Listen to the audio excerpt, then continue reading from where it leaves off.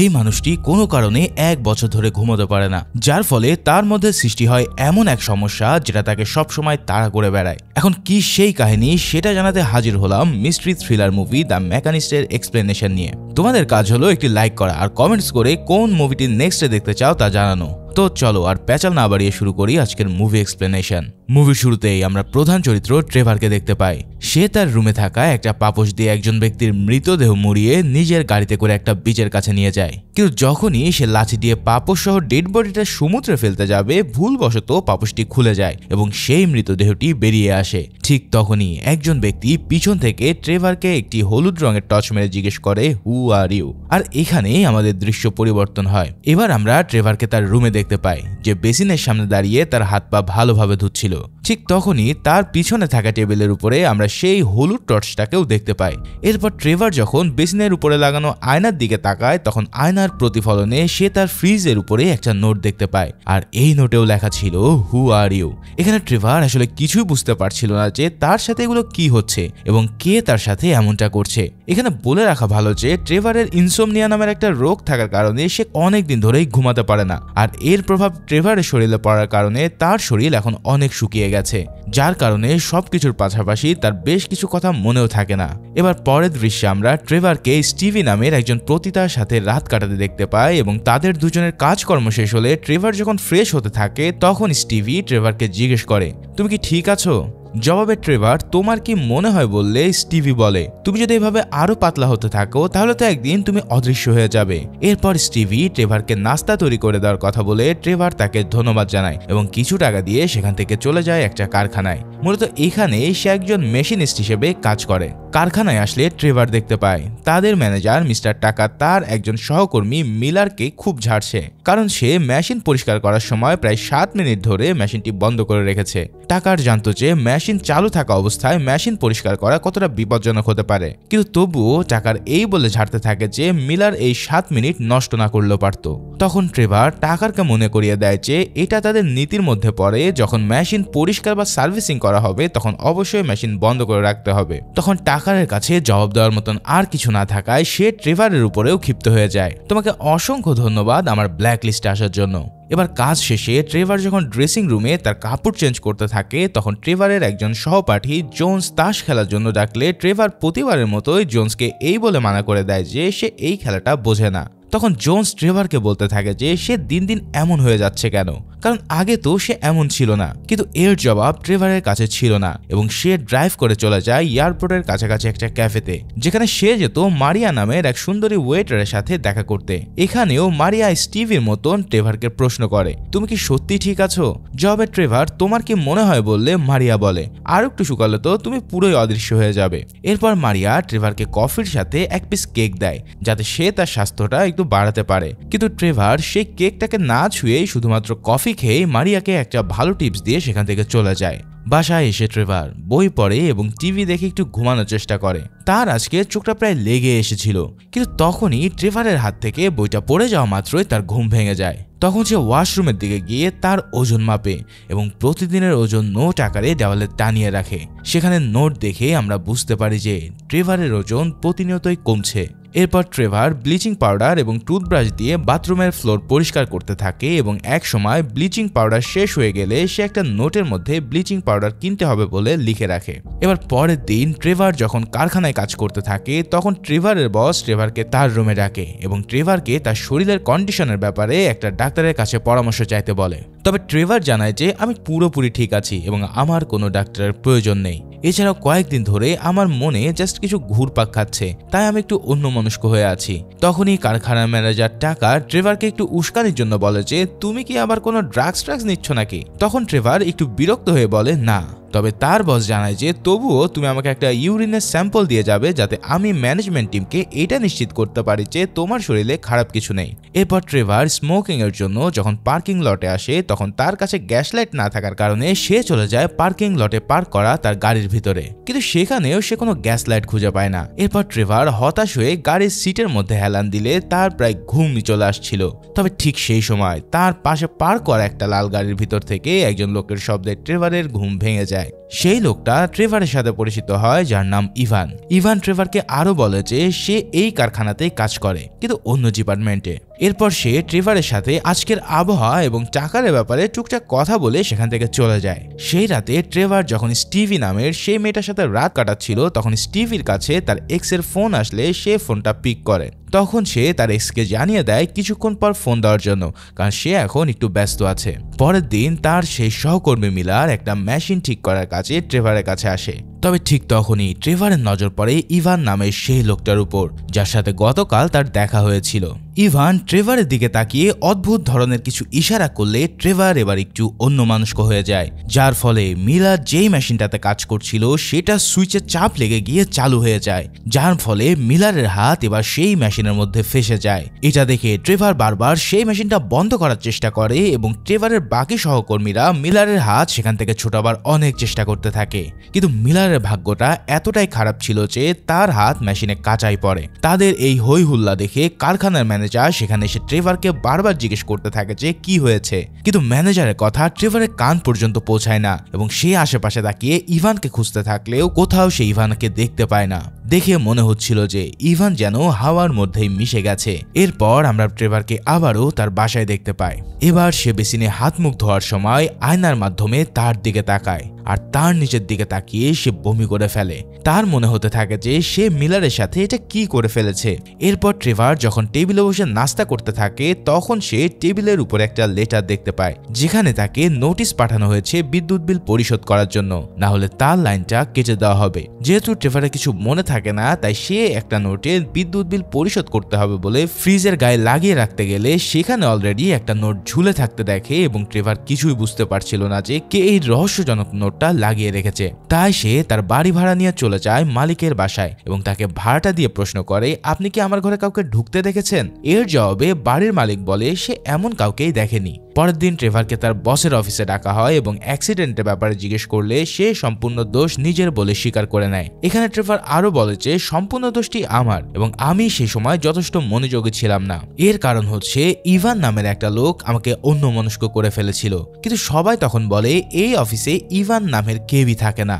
এই কথা শুনে ট্রেভার একটু অবাক হয়ে যায় এবং সে অফিস কক্ষের বাইরে গিয়ে ইভানকে খুঁজতে থাকলে সে সত্যি সত্যি ইভানের কোনো হদিসই পায় না। এখানে ট্রেভারের মাথা পুরোই উলটপালট হয়ে যায়, তাই সে রিল্যাক্স করতে চলে যায় কফি খেতে মারিয়ার কাছে। মারিয়া ট্রেভারকে বলে যে আমি বুঝতে পারছি না আপনি কেন এত দূর ড্রাইভ করে শুধুমাত্র কফি খাওয়ার জন্য এখানে আসেন। কথায় কথায় তাদের মধ্যে মাদার্স ডে নিয়ে কথা উঠলে ট্রেভার তাকে বলে যে তার মা অনেক আগেই মারা গিয়েছে। এটা শুনে মারিয়া ট্রেভারকে তার ও তার ছেলের সাথে পার্কে যাওয়ার জন্য ইনভাইট করলে ট্রেভার রাজি হয়ে যায় সেখানে যেতে। পরের দিন ট্রেভার যখন কারখানায় যায়, তখন তার সকল সহকর্মীরা ট্রেভারকে সন্দেহের চোখে দেখতে থাকে। জোন্স তো ডিরেক্ট ট্রেভারকে বলে ফেলে যে তাকে কারখানায় কোনো লোকই এখন পছন্দ করে না। এটা শুনে ট্রেভার আশেপাশে তাকালে আশেপাশের পরিবেশ দেখে সে বুঝতে পারে যে সত্যি সত্যি কেউই এখন তাকে পছন্দ করছে না।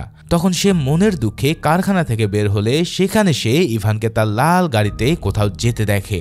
এই দৃশ্য দেখে ইভান তার পিছু নিতে শুরু করে এবং পিছু করতে করতে দুজন যখন একটা সিগন্যালে এসে দাঁড়ায়, তখন ট্রেভার ইভানকে চিৎকার করে বলে মিলারের দুর্ঘটনায় যে তার হাত রয়েছে সেটা যেন সে কারখানার সবার সামনে স্বীকার করে নেয়। তখন ইভান বলে যে সে এমনটা কিছুই করবে না। এখন আর কোনো উপায় না পেয়ে ট্রেভার ইভানকে আলাদাভাবে কথা বলার জন্য রিকোয়েস্ট করলে ইভান রাজি হয়ে যায়, যার ফলে তার গাড়িকে সে অনুসরণ করতে বলে।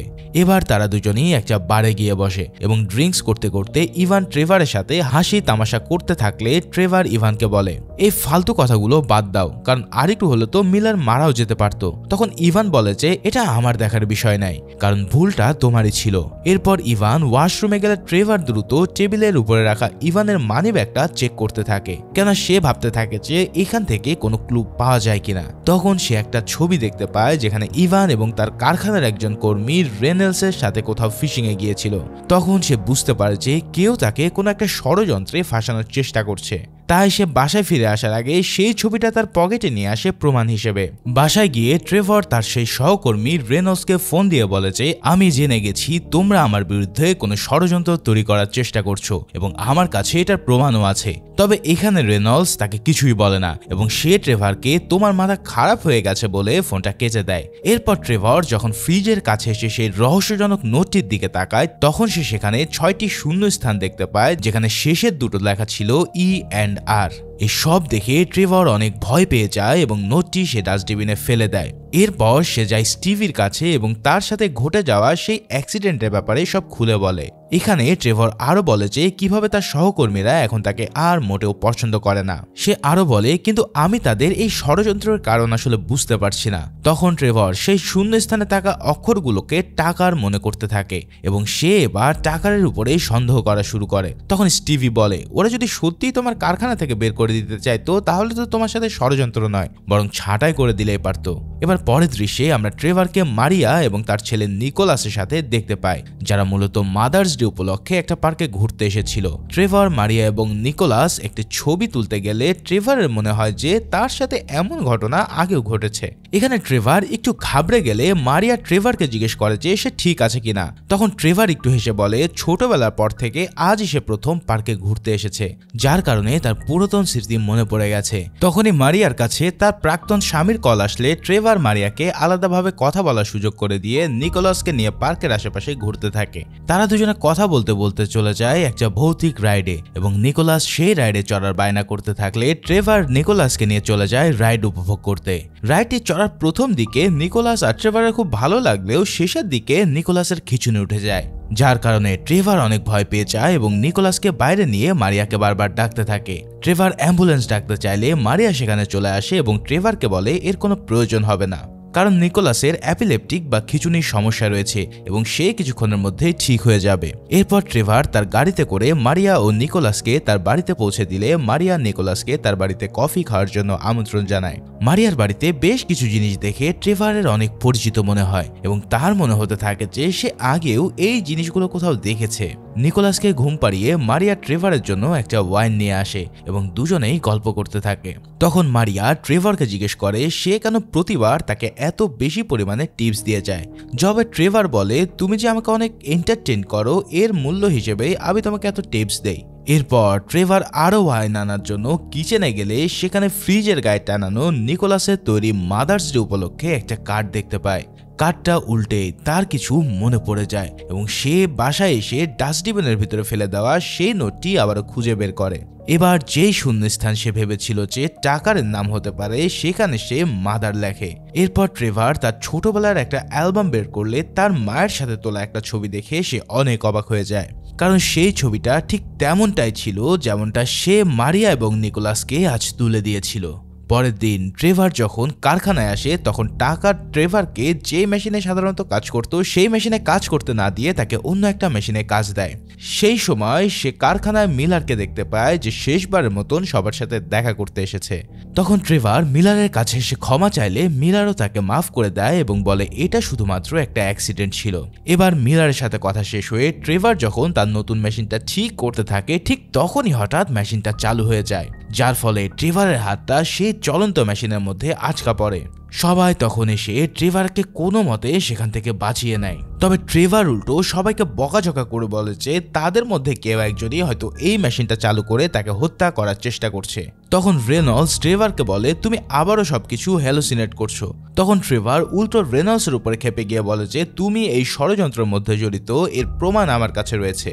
এই বলে সে মানিব্যাগ থেকে সেই ছবিটা বের করতে থাকে, যেই ছবিটা সে ইভানের মানিব্যাগ থেকে চুরি করেছিল, কিন্তু ছবিটা সে মানিব্যাগের কোথাও খুঁজে পায় না।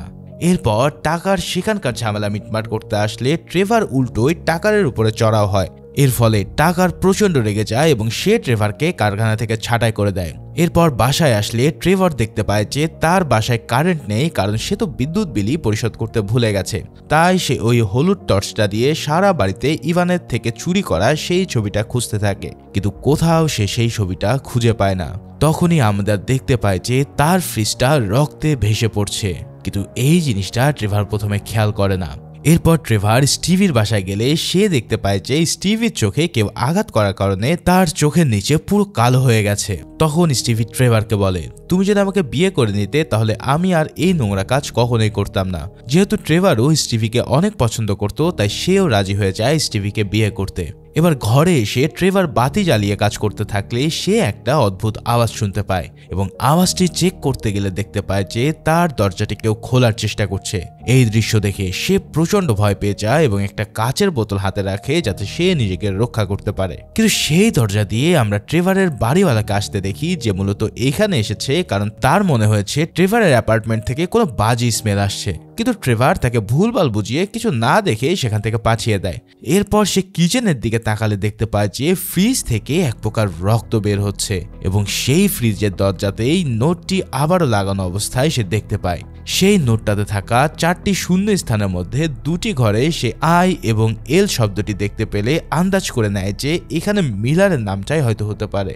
তাই সে মিলারের বাসায় গিয়ে মিলারকে বলতে থাকে, আজ আমার সাথে যে দুর্ঘটনা হয়েছে সেটা তো তুমিই করেছো, কেননা তুমি চাও আমার উপর প্রতিশোধ নিতে।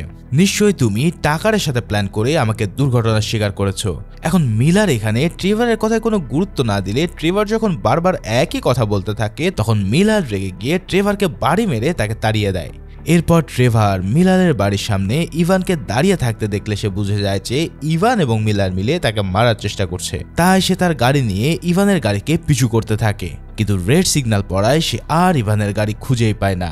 তবে এরই মাঝে সে কিন্তু ইভানের গাড়ির নাম্বারটা নোট করে রেখেছিল, যার ফলে সে স্টেশনে চলে যায় ইভানের গাড়ির খোঁজ খবর নিতে। তবে পুলিশ সেখানে জানায় যে কোনো কারণ ছাড়া অন্য আরেকজনের গাড়ির ইনফরমেশন তারা দিতে পারবে না। এরপর ট্রেভার পুলিশ স্টেশনের বাইরে গিয়ে অনেকক্ষণ ভেবে ইচ্ছা করে একটা চলন্ত গাড়ির সামনে এসে নিজে অ্যাক্সিডেন্ট করে। এবার পুলিশ স্টেশনে গিয়ে সে বলে যে এই গাড়িটাই আমাকে অ্যাক্সিডেন্ট করেছে, যার ফলে পুলিশ এবার বাধ্য হয় ওই গাড়ির ইনফরমেশন বের করার জন্য। এবার পুলিশ স্টেশনে অপেক্ষা করতে করতে ট্রেভার সেখানেই ঘুমিয়ে যাবে। ঠিক তখনই একজন পুলিশ অফিসার ট্রেভারকে ডেকে বলে যে তার দেওয়া ইনফরমেশন অনুযায়ী গাড়িটা তার নিজের এবং সেটা প্রায় 1 বছর আগে একটা অ্যাক্সিডেন্টে অচল হয়ে গেছে। এই সব শুনে তো ট্রেভারের মাথা কাজ করা পুরোই বন্ধ করে দেয়। সে কিছুই বুঝতে পারছিল না যে তার সাথে এগুলো হচ্ছে কি, ইভানের গাড়ি কিভাবে তার নিজের গাড়ি হয়। তখন সেই পুলিশ অফিসার ট্রেভারকে বলে, তুমি আবার আমাদেরকে কোনো ভুল তথ্য দিচ্ছ না তো? কারণ পুলিশের সাথে জালিয়াতি করা কিন্তু দণ্ডনীয় অপরাধ। তখন ট্রেভারের মাথা কাজ করা একদম বন্ধ করে দেয় এবং সে সেখান থেকে পালাতে থাকলেও পুলিশরা ট্রেভারের পিছু করতে থাকে। কিন্তু ট্রেভার একটা ম্যানহোলের মধ্যে এবার কোনো রকম পালিয়ে যেতে সক্ষম হয়। ম্যানহোল থেকে বের হয়ে ট্রেভার তার গাড়ি নিয়ে যখন তার বাড়ির কাছে আসে তখন সে দেখতে পায় যে পুলিশ তার বাড়িওয়ালার সাথেই কথা বলছে। এটা দেখে সে আর বাড়িতে না ঢুকে চলে যায় স্টিভির বাড়িতে। সেখানে গেলে স্টিভি তার জন্য খাবার বানাতে থাকে এবং ট্রেভার ফ্রেশ হয়ে যখন কাপড় চোপড় পরতে থাকে তখনই স্টিভির ঘরে থাকা একটা জুতো দেখে ট্রেভারের কাছে অনেক পরিচিত লাগে। একটু পরে সে মনে করতে পারে যে এই জুতোটা আর কারোরই না, বরং এই জুতোটা হচ্ছে ইভানের। এরপর সে টেবিলের উপরে থাকা একটা ফ্রেমে ইভান থেকে চুরি করা সেই ছবিটাকেও দেখতে পায়। এই সব কিছু দেখে ট্রেভার যেন পুরো পাগল হয়ে যায়। সে মনে করতে থাকে যে স্টিভি হয়তো ইভানের সাথে তার সাথে ষড়যন্ত্র করছে। তাই সে স্টিভিকে প্রচন্ড বকাঝকা করতে থাকে আর এক পর্যায়ে রাগান্বিত হয়ে যায়। কিন্তু স্টিভি এখানে বলে যে তুমি এগুলো যা ভাবছো সেগুলো কিছুই না, আমি তো সেই ছবিটা তোমার দেওয়া টাকার মধ্যে পেয়েছি এবং আমি ভেবেছি যে তুমি ইচ্ছা করে এই ছবিটা আমাকে দিয়েছো। এখন ট্রেভার সবচেয়ে অবাক হয় এই কথাটা শুনে যে স্টিভি তাকে বলে যে এই ছবিটা তো তোমার এবং রেনল্ডসেরই, এখানে ইভান কোথা থেকে এলো? কিন্তু ট্রেভার স্টিভির কোনো কথাই শুনতে চায় না এবং সে ওই ছবিটার দিকেও না তাকিয়ে স্টিভিকে যা তা বলে সেখান থেকে চলে যায়। এবার ইভান চিন্তিত মনে চলে যায় সেই ক্যাফেতে মারিয়ার সাথে কথা বলতে, কিন্তু সেখানে তাকে আজ মারিয়ার পরিবর্তে একজন প্রাপ্তবয়স্ক মহিলাকে কফি সার্ভ করতে দেখলে ট্রেভার সেই মহিলাকে মারিয়ার কথা জিজ্ঞেস করে। তখন মহিলা বলে এখানে মারিয়া নামের তো কেউই কাজই করে না। এটা শুনে ট্রেভার বলে যে আপনার মনে হয় কোথাও ভুল হচ্ছে, আমি তো প্রতিদিন এখানে আসি কফি খেতে এবং আমাকে সবসময় মারিয়ায় কফি দিত। তখন সেই মহিলা বলে আরে আমি তো সবসময় আপনাকে কফি দিতাম, এছাড়া আপনি তো কখনোই কথা বলতেন না, বরং আমি আজ প্রথম আপনাকে কথা বলতে দেখছি। এই সব কথা শুনে ট্রেভার এবার পুরোই ভরকে যায়, যার ফলে সে চিৎকার করে সবাইকে বলতে থাকে যে তোমরা সবাই আমার সাথে ষড়যন্ত্র করে আমাকে পাগল বানাচ্ছ। এরপর সে সেখান থেকে বেরিয়ে একটা এয়ারপোর্টের পার্কিং লটে আসলে সেখানে সে ইভানকে তার গাড়ি নিয়ে কোথাও যেতে দেখে। তাই সে ইভানের গাড়ি পিছু করতে থাকলে দেখতে পায় যে ইভানের গাড়িটা তার অ্যাপার্টমেন্টের সামনেই দাঁড়িয়ে আছে এবং তার গাড়ি থেকে বের হচ্ছে মারিয়া ও নিকোলাস। ট্রেভার তাদের দুজনকে ফলো করতে করতে চলে যায় তাদের নিজেদের ফ্ল্যাটে এবং ঘরে ঢুকলে দেখতে পায় যে ইভান ছুরি নিয়ে খেলা করছে। ইভানের ভাবসাব দেখে ট্রেভার ভেবে নেয় যে ইভান অলরেডি নিকোলাসকে মেরে ফেলেছে, তাই সে রেগে গিয়ে ইভানের সাথে হাতাহাতি শুরু করে। এক পর্যায়ে ট্রেভার ইভান থেকে ছুরিটা কেড়ে নিয়ে ইভানের গলা কেটে দেয় এবং ইভান সেখানে ছটফট করতে করতে মারা যায়।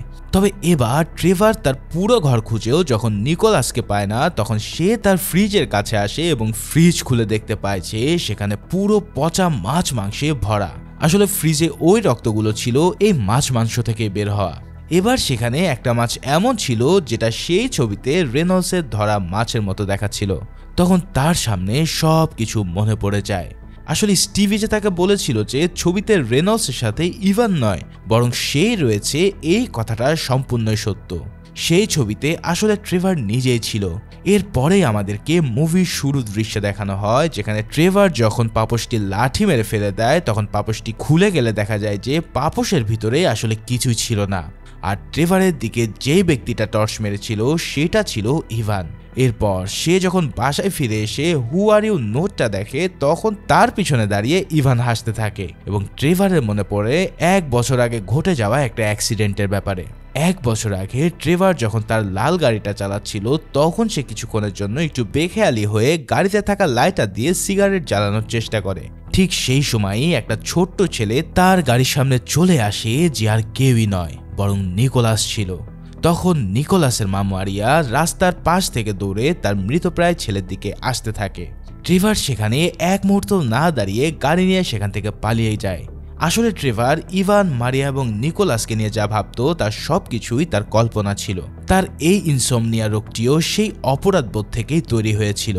সেই সময় ট্রেভার নিকোলাসকে গাড়ি চাপা দিয়ে কোনো মতে বেঁচে এসেছিল, কিন্তু তার সেই অপরাধবোধ মনের মধ্যে সবসময় থেকে যাওয়ার কারণে এই অপরাধবোধই তাকে ভিতর থেকে পুরো খেয়ে ফেলেছে।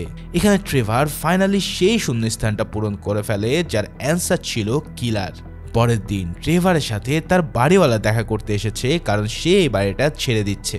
ট্রেভার তার বাড়িওয়ালাকে গুড বাই জানিয়ে দেয় এবং তাকে বলে, আমি প্রায় সবকিছু গুছিয়ে রেখেছি, কিছুদিনের মধ্যে একটা ট্রাক এসে আমার মালামাল নিয়ে যাবে। এরপর আমরা ট্রেভারকে দেখি যে সরাসরি পুলিশ স্টেশনে গিয়ে নিজেই নিজের ক্রাইম স্বীকার করে নিয়েছে। পুলিশ যখন তাকে জেলে ঢোকায়, এবার সেই জিনিসটা হয় যার জন্য সে 1 বছর ধরে অপেক্ষা করছিল। হ্যাঁ, এবার ট্রেভার সত্যি সত্যি আরামের একটা ঘুম দেয়। আসলে মন থেকে তার সকল অপরাধবোধ চলে যাওয়ার কারণে সে আজ শান্তিতে ঘুমাতে পারছে। ঠিক এই মুহূর্ত দিয়ে মুভিটা এখানেই শেষ হয়।